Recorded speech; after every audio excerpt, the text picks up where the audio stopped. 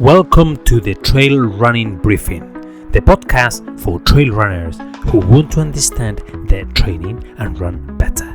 Each week, one clear idea to help you train smarter, stay durable, and perform when it matters. Episode 12. When more training becomes less progress. You are training well. You are consistent, you are doing all the right sessions, but instead of getting fitter, you start feeling flat. Easy runs feel harder. Legs feel heavy all the time. You are not bouncing back between sessions. Maybe your mood drops, your sleep gets worse, or small niggles keep appearing. A lot of runners call all of that overtraining, but the word gets used too loosely because sometimes the problem is too much training, sometimes it's not enough recovery, and very often, especially in endurance sport, it's not just training load at all, it's underfueling. That's where relative energy deficiency in sports, or REDS, becomes part of the picture. The key idea today is simple. Fatigue is not always the same thing, and the solution depends on the cause. Think of this as a spectrum. At one end, you have normal training fatigue. That is expected. Good training creates a stress, and for a short time, performance can dip a little. If recovery is good, you adapt and come back stronger. That is often called functional overreaching, and it can be part of smart training.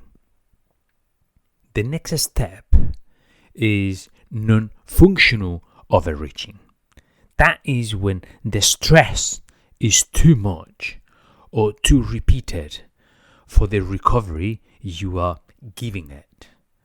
Performance does not bounce back when it should. You stay flat for longer.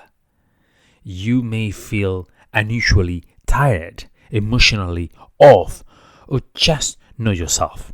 This is described as a state where the balance between overload and recovery has tipped the wrong way.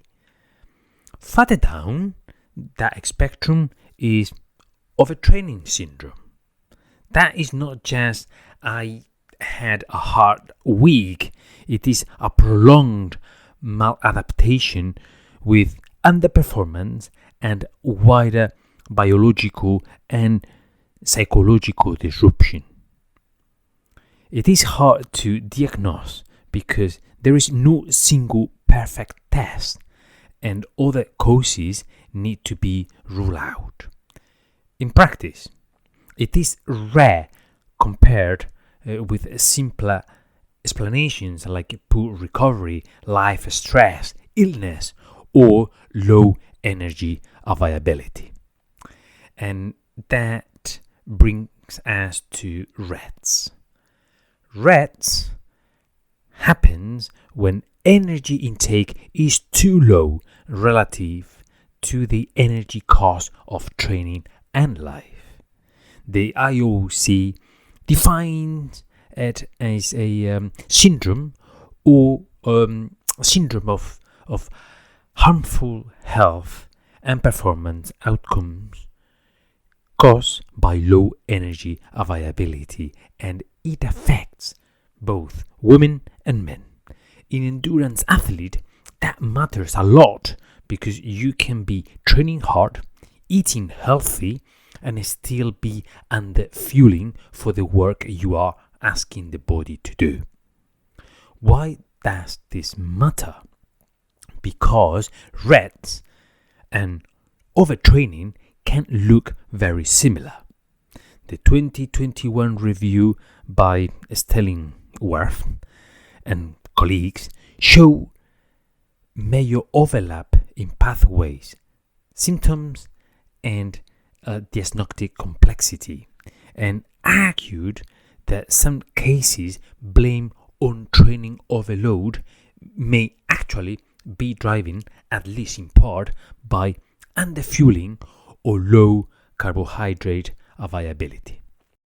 This is why we need to be careful if we want to lose weight during a training program for an important race.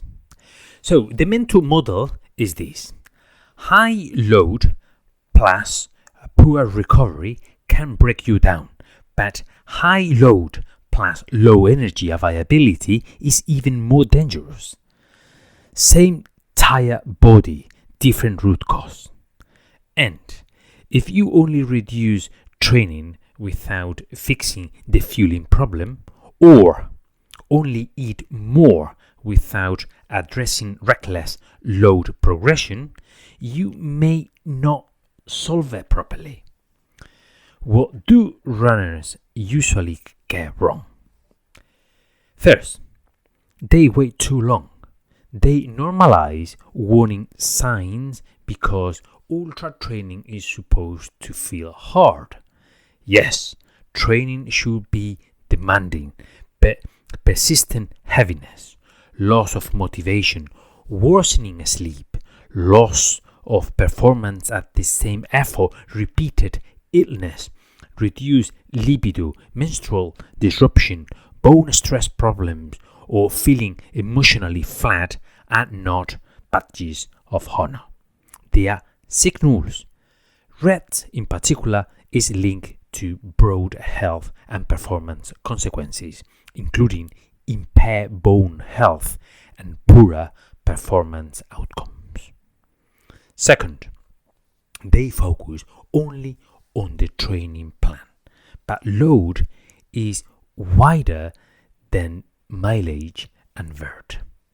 There is a load consensus also highlights competition density, psychological load, and travel can affect. In other words, your body does not separate intervals, work stress, poor sleep, family pressure, and long drives, say, to races into different boxes. It just experiences total stress. Third, they trust catches more than their own warning signs. The evidence on athlete monitoring shows that simple subjective measures like mood, fatigue, stress, soreness, and sleep often reflect training strain more sensitively and consistently than many objective markers. So, what should you actually do instead? Okay, start with 3 basics. 1. Monitor the simple stuff. Ask yourself each day, how is my sleep? Mood? Motivation? Muscle soreness? General stress? Appetite?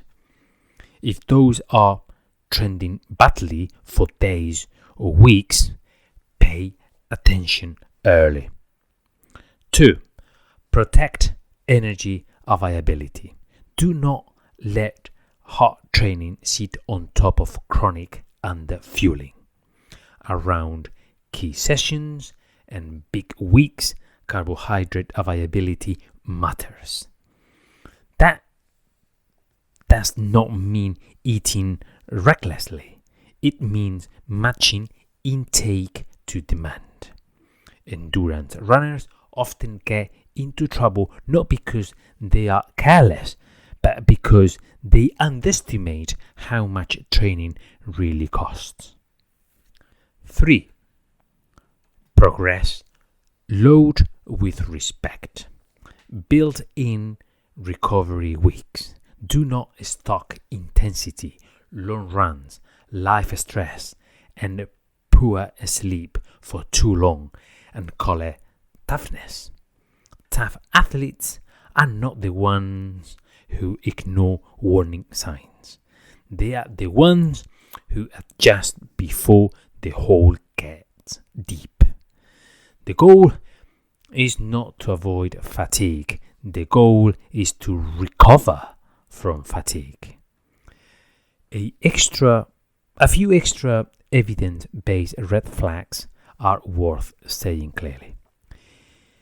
If you have repeated bone stress injuries, persistent underperformance, disrupted menstrual function, low libido, recurrent illness, or clear disorder eating patterns, that is beyond just tired from training.